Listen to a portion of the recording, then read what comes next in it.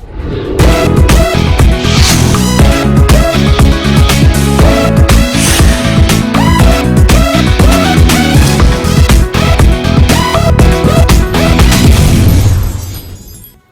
اللہ الرحمن الرحیم، السلام علیکم اور آداب عرض۔ کیا کزن میرج مستقبل کی اولاد کے لیے خطرناک ہوتی ہے؟ کیا خاندان میں شادیاں کرنے سے یا یوں کہہ لیجئے کزن میرج سے بچوں میں پیدائشی نقص کا خطرہ بڑھ جاتا ہے؟ کیا کزنز کے درمیان شادیوں کے نتیجے میں پیدا ہونے والی اولاد معذور پیدا ہوتی ہے؟ کیا کزن میرج کرنی چاہیے؟ کیا کزن میرج اولاد کے لیے خطرناک ہوتی ہے؟ تو ان سارے سوالوں کا جواب اتنا آسان نہیں، بلکہ اس کے لیے بنیادی جینیاتی اصولوں سے واقفیت ضروری ہے۔ دنیا کے کچھ حصوں میں کزنز کے درمیان شادی کو بہترین تصور کیا جاتا ہے، جبکہ کچھ حصوں میں انہیں ممنوع قرار دیا جا چکا ہے۔ چند رپورٹوں کے مطابق 50% یعنی 50% پاکستانی کزنز میرج کی حمایت کرتے ہیں، یعنی 50% پاکستانی کزن میرج کی حمایت کرتے ہیں۔ یہی وجہ ہے کہ کزن میرج کے حوالے سے لاحق خدشات کے باوجود جدید دور میں بھی بہت سے گھرانوں میں شادیاں خاندان میں ہی کرنے کو ترجیح دی جاتی ہیں۔ آج ہم بات کریں گے خالصتاً طبی یعنی میڈیکل نقطہ نظر کے حوالے سے۔ تحقیق کیا کہتی ہے؟ ریسرچ کے نتیجے میں کیا شواہد سامنے آتے ہیں؟ ایویڈنس کیا کہتا ہے؟ آئیے سب سے پہلے کزن میرج کے حق میں دیے جانے والے دلائل کا جائزہ لیتے ہیں، یعنی پازیٹیو اسپیکٹس کی۔ کزن میرج دنیا میں ہمیشہ سے ساری دنیا کے سب انسان ایک دوسرے کے کزن ہی تو ہیں، لیکن وہ کافی پچھلی نسلوں میں جا کر دنیا میں ہر 10 میں سے ایک بچے کے والدین ایک دوسرے کے رشتہ دار ہوتے ہیں۔ کزن میرج کے کئی فائدے بھی ہوتے ہیں۔ مثال کے طور پر خاندان کے حوالے سے چھان بین اور تحقیق کی ضرورت نہیں ہوتی رشتہ کرنے کے وقت، اور ہونے والے شوہر اور بیوی بچپن سے ہی ایک دوسرے کے طبیعت، مزاج اور فطرت سے واقف ہوتے ہیں، بلکہ ایک دوسرے کے ماں باپ کو بھی اچھی طرح جانتے ہیں، سمجھتے ہیں۔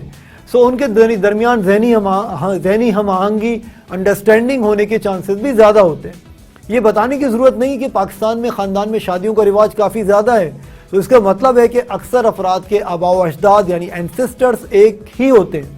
اور پھر ہمارے کلچر میں شادی صرف 2 افراد کے درمیان نہیں بلکہ خاندانوں میں ہوتی ہے۔ اگر دونوں خاندانوں کی اقدار، ویلیوز ایک جیسی ہیں تو شادی کامیاب ہونے کا زیادہ امکان ہے۔ ایک ریسرچ کے مطابق برطانیہ میں شادیوں کے ٹوٹنے کی شرح 42%، لیکن کزن میرج میں ٹوٹنے کی شرح صرف 20% یعنی 20% ہے، جو بہت متاثر کن ہے۔ تو پھر کزن کے ساتھ شادی میں مسئلہ کیا ہے؟ دیکھیے، آج انسان کا جینوم یعنی اس کا جینیاتی کوڈ، جسے ڈی این اے بھی کہتے ہیں، پڑھا جا سکتا ہے، اسٹڈی کیا جا سکتا ہے، اور بیماریاں جو ہیں وہ کس طرح ایک نسل سے دوسری نسل میں منتقل ہوتی ہیں، ہم ان کے بارے میں بھی اتنی تفصیل سے جانتے ہیں جتنا پہلے ممکن نہیں تھا۔ اس فیلڈ میں بہت ریسرچ ہو چکی ہے، اب ہزاروں میل کا پیدل سفر کر کے کوئی بڑی لائبریری تلاش کرنے کی ضرورت بھی نہیں ہے۔ آپ پب میڈ جیسی ویب سائٹس ہیں، دنیا بھر کے اسکالرز کی تمام زندگی کی کھوج کے نتائج ہماری انگلیوں کی پوروں تک بہت آسانی پہنچ جاتے ہیں۔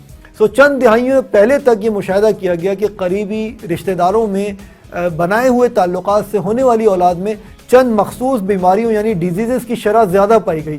اسی وجہ سے آہستہ آہستہ تعلیم یافتہ انسان اور ممالک اس پریکٹس سے دور ہونا شروع ہو گئے۔ ریسرچ کے مطابق اس طرح کے امراض والدین سے بچوں میں مخصوص ڈی این اے کے باعث ورثے میں منتقل ہوتے ہیں، جیسے سیکھنے میں مشکلات اور ذہنی معذوری وغیرہ۔ اور جتنا زیادہ ایک دوسرے سے ڈی این اے شیئر کریں گے، اتنے ہی زیادہ جینیاتی امراض یعنی جینیٹک ڈیزیزز جیسے تھیلیسیمیا اور دیگر امراض اولاد میں سامنے آنے کا امکان بڑھتا رہے گا۔ تو اب بات کرتے ہیں کہ کزن میرج خصوصاً فرسٹ کزن یعنی چچا اور تایا کی اولاد وغیرہ میں شادی کتنی خطرناک ہو سکتی ہے، جس کے لیے یہ تخمینہ لگانا ہوگا کہ دونوں کزنز میں ایک جینیاتی مرض کی کاپی کا امکان کتنا ہوتا ہے۔ جینیٹک کے اعتبار سے یعنی جینیاتی اعتبار سے بات کی جائے تو کزن میرج سے ڈی این اے شیئر کرنے کی شرح بڑھ جاتی ہے، اور جتنا زیادہ ایک دوسرے سے ڈی این اے شیئر کریں گے اتنے ہی زیادہ جینیاتی امراض جیسے تھیلیسیمیا اور دیگر امراض اولاد میں سامنے آنے کا امکان بڑھتا رہے گا۔ تاہم اس بارے میں مزید بات کرنے سے پہلے ایک حقیقت جان لیجئے، یہ اولاد میں جینیاتی مرض اس وقت منتقل ہوگا جب آپ کے یعنی پیرنٹس کے جینز میں مسئلہ ہوگا۔ مثال کے طور پہ اگر دونوں ماں باپ کے جینز میں بیماری کے جینز موجود ہیں تو 25% امکان موجود ہے کہ وہ بیماری ان کے بچوں میں بھی آئے گی۔ اگر آپ اور آپ کے لائف پارٹنر آپس میں کزنز ہیں اور دونوں کی جین میں خرابی نہیں تو پھر یہ شادی ایسی ہی کہی جائے گی جیسے کوئی بھی دوسری عام شادی۔ اگر آباء و اجداد آپ کے ڈی این اے کا 0.2% حصہ شیئر کرتے ہیں تو اس کے مقابلے میں थर्ड कज़न से यानी दूर के कज़न से शादी DNA शेयर करने की शरह 0.8% हो जाएगी, सेकंड कज़न में 3.1% हो जाएगी और फर्स्ट कज़न में 13% हो जाएगी। सो इसका हिसाब किताब काफ़ी कॉम्प्लेक्स है, मगर ये रिस्क बढ़ता जाएगा जितना ज़्यादा क्लोज कज़न होगा। फर्स्ट कज़न में रिस्क ज़्यादा होगा, सेकंड कज़न में रिस्क कम होगा और थर्ड कज़न में रिस्क और ज़्यादा कम हो जाएगा। सो अगर दोनों कज़न शादी से पहले अपना टेस्ट करवा लें तो इससे रिस्क कम करने में मदद मिल सकती है। तो ये था हमारी तहकीक का निचोड़ कज़न मैरिज के हवाले से। अब वक्त हुआ एक ब्रेक का, जिसके बाद हम हाजिर होंगे कज़न मैरिज ही के हवाले से आपके सवालात और उनके जवाबात के साथ। Stay tuned.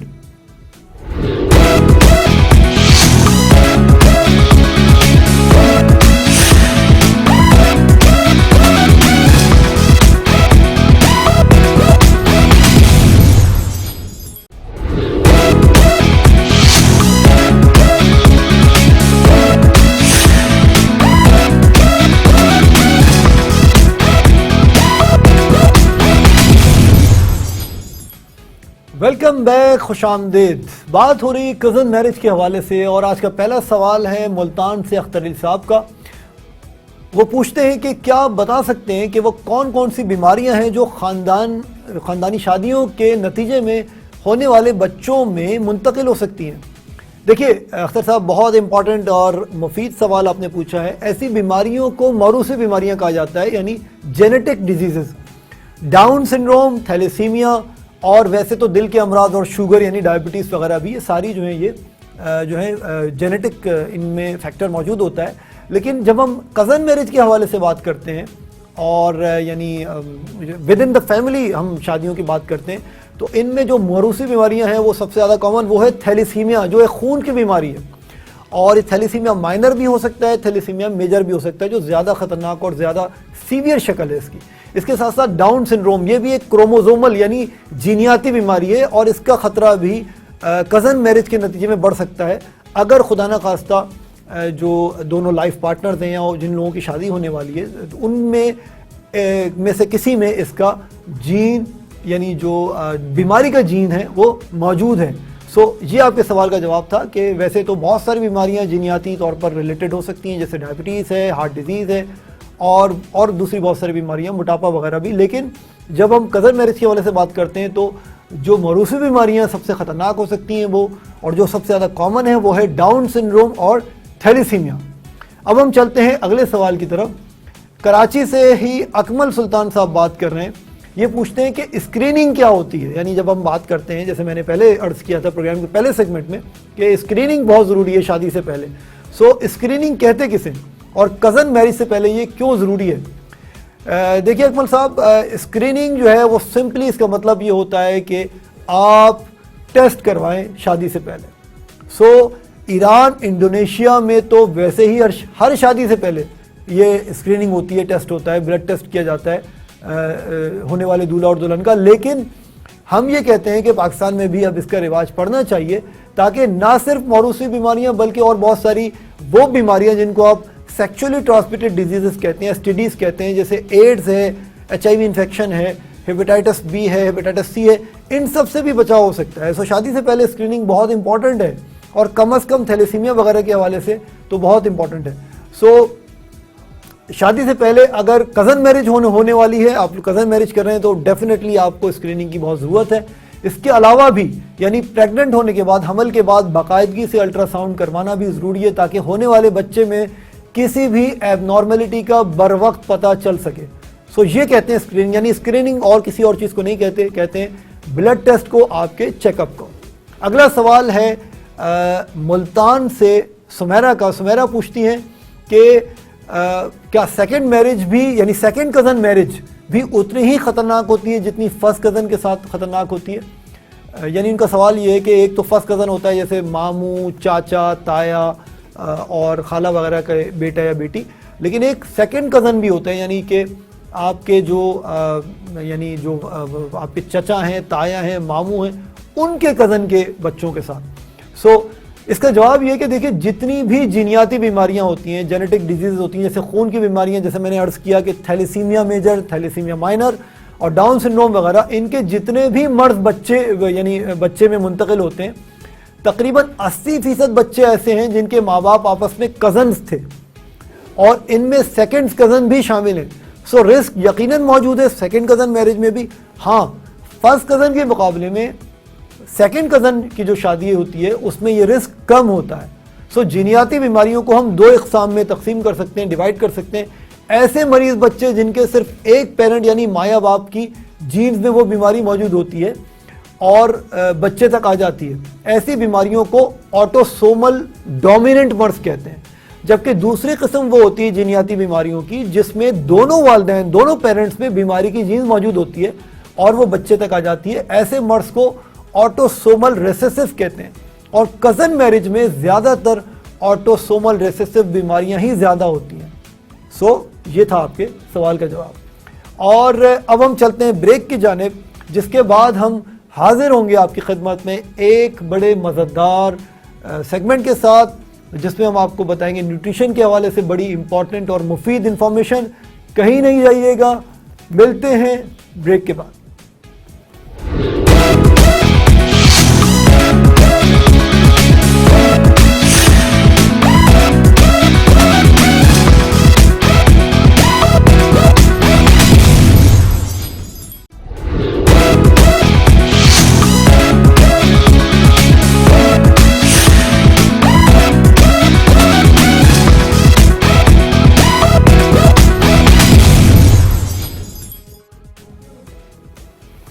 ویلکم بیک, خوش آمدید.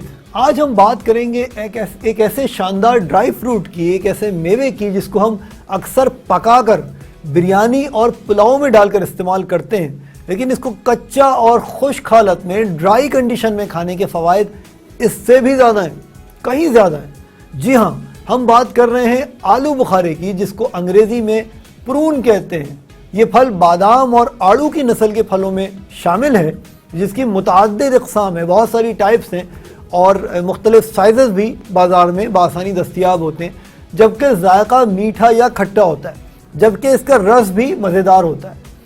شیخ الرئیس بو علی سینا, علامہ برہان الدین نفیس اور ملا سدیدی نے اپنی تصانیف میں آلو بخارے کے استعمالات یعنی یوزیجز بہت سارے لکھے ہیں اور اس کی جو تاثیر لکھی ہے حکمہ نے وہ لکھا ہے کہ یہ سرد تر ہوتی ہے یعنی ٹھنڈی ہوتی ہے اور حقیقی طور پر ترش ہوتا ہے یعنی تھوڑا سا کھٹا ہوتا ہے, مگر پختہ ہو کر جب یہ پک جاتا ہے, جب اس کا رنگ سیاہی مائل ہو جائے, ڈارک ہو جائے تو شیریں ہو جاتا ہے یعنی میٹھا ہو جاتا ہے. خشک آلو بخارا یعنی ڈرائی پلم یعنی جو آلوچہ جو ہوتا ہے جب وہ ڈرائی ہو جائے وہ اپنے کھٹے میٹھے ذائقے کے باعث کھانے میں بہت پسند کیا جاتا ہے. ذائقے اور لذت کے ساتھ ساتھ یہ حیرت انگیز فوائد سے بھی مالا مال ہے. بہت سارے بینیفٹس ہیں, بہت سارے ایڈوانٹیجز ہیں اس کو کھانے کے روزانہ کی بنیاد پہ. خشک آلو بخارا آئرن, فائبر, پوٹیشیم اور بیٹا کیروٹین سے بھرپور ہوتا ہے. اس پھل میں چکنائی, پروٹین, وائٹامن اے, بی, سی, کے اور ای پائے جاتے ہیں. اس کے علاوہ کیلشیم, سوڈیم اور میگنیشیم بکثرت پائے جاتے ہیں. یہ ساری چیزیں آلو بخارے میں بھرپور مقدار میں پائی جاتی ہیں. خشک آلو بخارے کا جوس جسم میں آئرن کی کمی کو دور کرنے میں مدد دیتا ہے. آئرن کی کمی کے سبب خون کے سرخ خلیات جنہیں آپ ریڈ بلڈ سیلز بھی کہتے ہیں ان میں کمی واقع ہو جاتی ہے, ان کی ڈیفیشنسی ہو جاتی ہے جو اینیمیا یعنی خون کی کمی کا باعث بنتی ہے. آلو بخارے کے جوس کا آدھا کپ یعنی آدھی پیالی جسم کو 3 ملی گرام آئرن فراہم کرتا ہے. اس طرح خون کی کمی کے مسئلے سے بآسانی نمٹا جا سکتا ہے. خشک آلو بخارا پوٹیشیم سے بھرپور ہونے کے سبب دل کے مناسب افعال یعنی ہارٹ کی ایکٹیویٹی کو یقینی بنانے میں مددگار ثابت ہوتا ہے, ہیلپ فل ثابت ہوتا ہے. پوٹیشیم کے استعمال سے بلڈ پریشر کو معمول پر رکھنے میں مدد ملتی ہے اور امراض قلب یعنی ہارٹ ڈیزیز, ہارٹ اٹیک, فالج یعنی سٹروک اور غشی یعنی ویکنس کی وجہ سے جو بے ہوشی طاری ہوتی ہے, ان جیسے امراض کا خطرہ کم ہو جاتا ہے. خشک آلو بخارا جو ہے وہ جسم کی پوٹیشیم کی ضرورت پوری کرنے میں مدد دیتا ہے. خشک آلو بخارا وائٹامن اے کے حصول کا بھی بہترین ذریعہ ہے. یعنی وائٹامن اے جو ہماری بینائی یعنی آئی سائٹ ہمارے ویژن کے لیے بہت ضروری ہے.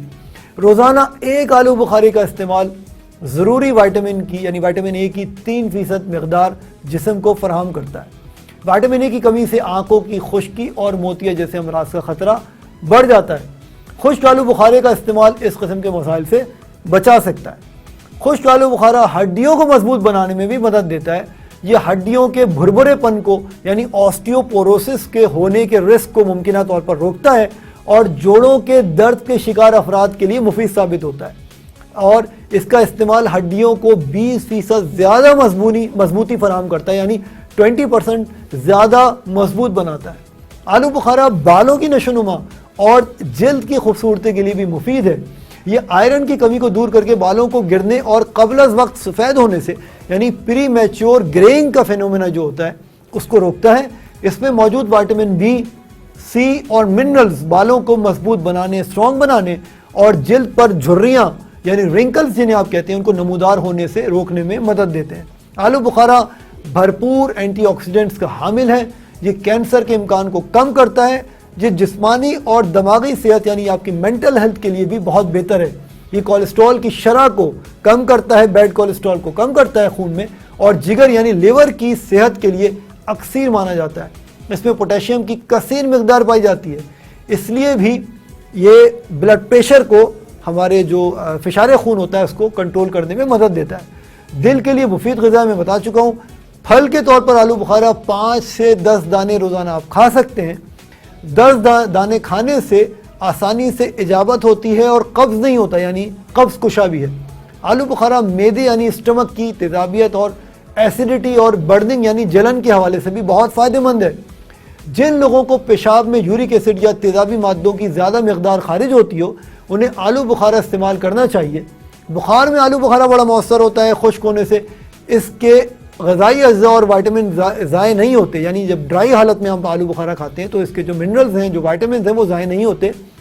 तिब्बे यूनानी यानी ग्रीक मेडिसन में खुश्क आलू बुखारा दवा के तौर पर इस्तेमाल किया जाता रहा है और अभी भी इस्तेमाल हो रहा है।